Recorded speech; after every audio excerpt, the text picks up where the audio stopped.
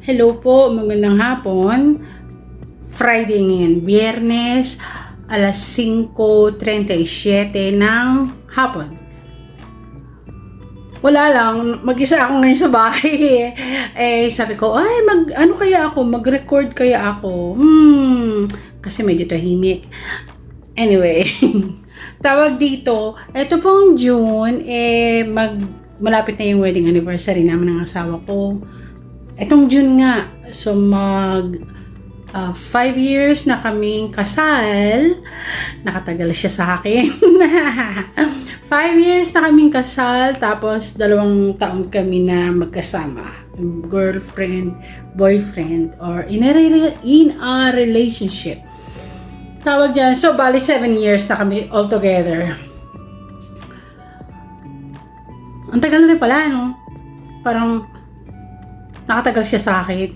Ang taray-taray ko, masungit ako, tapos paltarason, yun yung laging sinasabi ni nanay sa akin, paltarason ako, o rationable, ganyan, hindi pwedeng hindi ako sasagot pag tama ako, ganyan.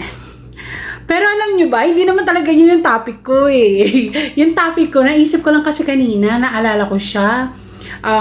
Nung nag-aaral ako para maging nurse aide nga, meron ko naging kaklase na para siyang manika, ang ganda-ganda niya, blonde, tapos yung mata niya asul na asul, ang ganda niya talaga, promise, para siyang manika. Hindi ko nababanggit yung pangalan niya, tawag dito so okay naman kami nung magkaklase kami, no, di nakatapos na kami.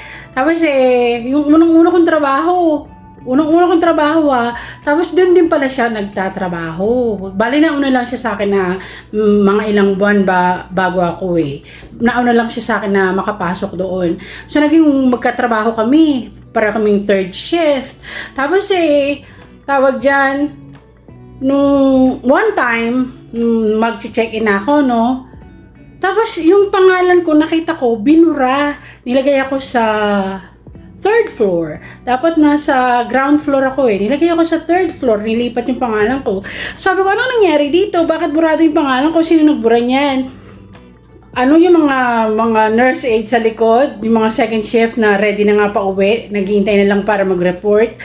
Nakatingin sa akin, talagang nalalaki yung mga mata nila. Talagang, tapos yung isa nga, parang yung mata niya, itinutok niya nga doon sa kaklase ko.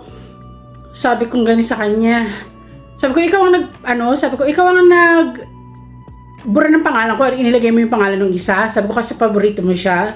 Sabi ko gano'n, hindi ka naman nurse lang ang pwede maglagay niya na. Hindi, ganyan, nangatwiran talaga siya. Sabi ko, hindi ako pupunta sa 3rd floor. Sabi ko, kung gusto mo, samahan mo siya, kayong dalawa doon, dito ako sa baba. Sabi ko, kasi full time ako doon ako talaga sa baba Sabi ko, bakit mo ako inililipat? Sino ka ba? Tapos talaga nanindigan siya. Alam nyo, inireport ko talaga siya. Kasi hindi pwedeng ganun unang-una kong trabaho yun. Siguro, mga 2 o 3 taon pala ako dito sa Amerika. Batang-bata pa ako dito noon. Tapos sabi ko, hindi pwede yan. Inireport ko talaga siya. Tinawag siya sa office kinabukasan. Tapos alam nyo, since nung time na ka-encounter nga kami ng ganyan, sa tuwing nakakasalubong niya ako, hindi siya sa akin makatingin. Lagi siyang nakayuko. Kasi sabi ko, porke taga Pilipinas ako, akala mo itanga ako. Sabi ko, hindi mo ako pwedeng gaguhin ng ganyan. Sabi ko, I'm not easy. Sabi ko, akala mo porke ako, joker ako, kasi nga magkaklase kami. Sabi ko, akala mo porke joker ako, kayang-kayanan na lang ako, nagkakamali ka. Sabi ko, hindi kami, kaming mga Pilipina, hindi kami kayang-kayanan. Sabi ko, lumalaban kami. Kaya sabi ko, bukas na bukas din naka-report ka. Talaga sinabi ko sa kanya yun. Nireport ko siya, tapos yun nga, magmula na, hindi na talaga siya sa akin nakakatingin. Tapos pagka magkakasalubong nga kami ganyan, umiiwas siya, dikit na siya sa pader. Talaga, dikit na sa pader, tapos nakayuko pa. Parang yan ang napapala ng mga pakialamera, feeling boss. Kaya yung mga bago dito sa Amerika, wag kayo yung parang kala nyo, nakakatakot sila. Kaya kailangan lakasan nyo talaga yung loob nyo. Kung gaano kayo katapang sa atin, dalahin nyo dito yan. Dapat matapang pa rin kayo. Matapang kayo kasi ipinagtatanggol niyo yung sarili niyo. Ipinaglalaban niyo yung sarili niyo. Bale, ganun lang. Kasi, pagka nakita nila na parang kayang-kayanan tayo, tapos masayahin tayong tao, i-down ka niyan, tatapak-tapakan ka lang nila. Kaya kailangan ipakita mo talaga na,